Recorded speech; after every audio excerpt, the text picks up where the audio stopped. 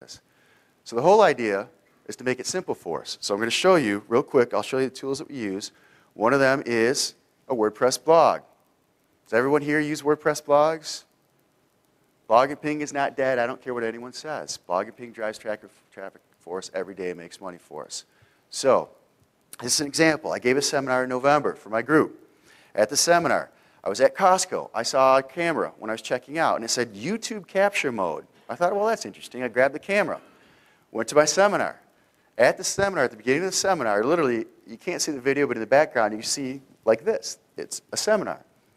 I had one of my guys grab the camera that I just bought for $200 at Costco.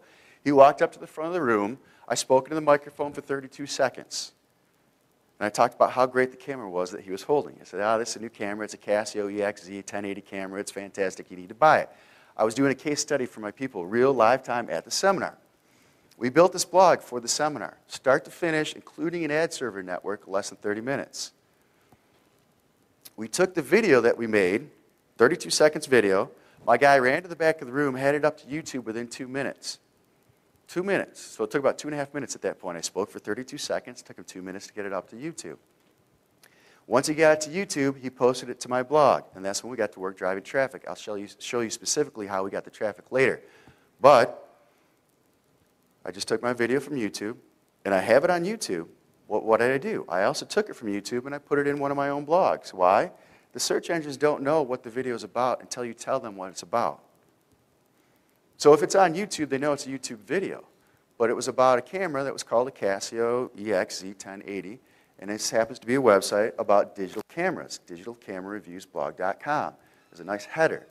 My guys show you how to make headers real quick. It takes only a couple minutes to make a nice looking header. You don't want your website to look like the standard WordPress. Does everyone know what a standard WordPress theme looks like? Do you feel proud if that's the one that you have on your website? People see it, they think, being pretty isn't what it's all about when it comes to websites, but still, the search engines too. If the search engine visits the website, and they do have humans that review these websites occasionally, if they come to it and they see the standard WordPress theme that's the ugliest theme you've ever seen, and they know that you couldn't even take 5 minutes out of your day to at least tweak the theme a little bit, they're going to be biased against you and say, well, this guy's just spamming the search engines. So we make it look pretty, as I call it. We take photographs of cameras, and we put it in the headers, and we change it around, and we put ads through it. And we put our videos on there.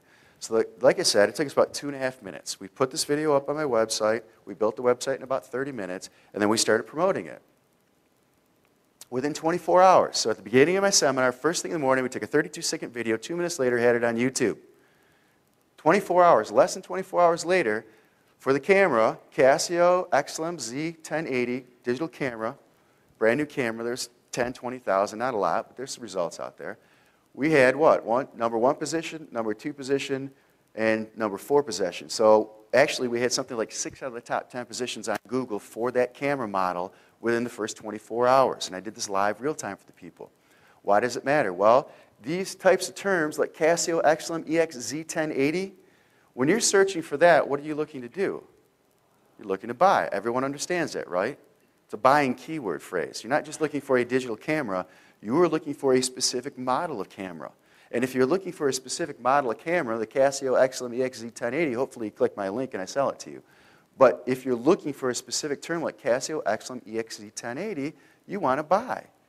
So that's why you want to use specific keywords. So now when someone goes to the Google and does a search for this particular camera, they probably saw the Digital Photography magazine. And they saw a great review about the Casio XLM Z1080.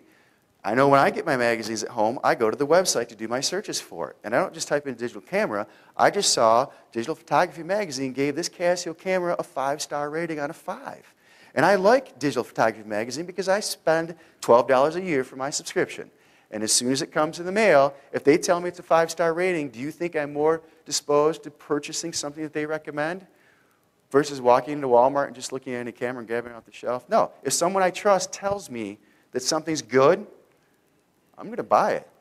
That's what social media and social networking is all about. I saw a study recently that said that people that belong to social networking sites, even if they've never met you before, have never seen your picture, never met your children, never shook your hands, looked you eye to eye, they are significantly more likely to trust you and what you tell them is good than a trusted news source such as USA Today.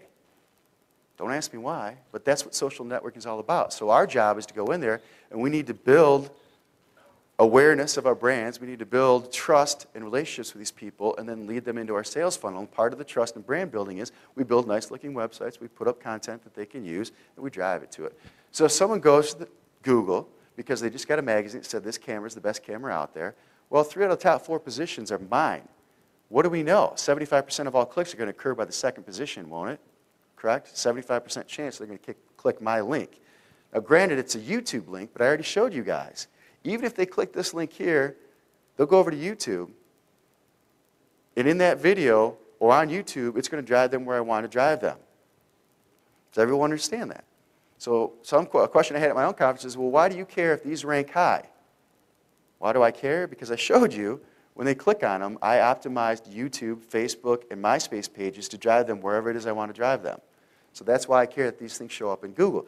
So now, instead of having just one listing, I have 3 of the top 4. And what's interesting about this is, do you see Casio's website anywhere in the top results?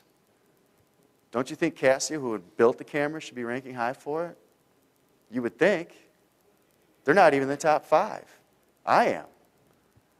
Amazon's number 3, though, so that's cool. They're up there. But that's how this whole process works. So does everyone understand before we go on that we don't care if it's YouTube, we don't care if it's MySpace. As long as we design our sales funnel correctly, it'll all lead to where we want them to go.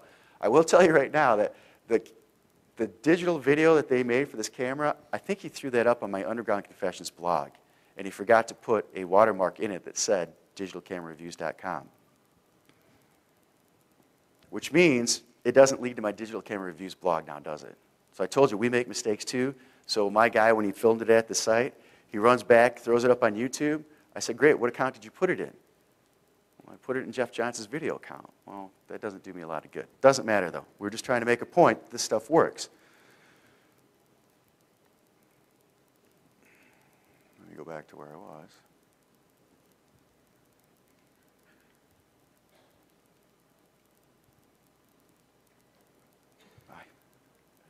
I'm having problems. Let's go back.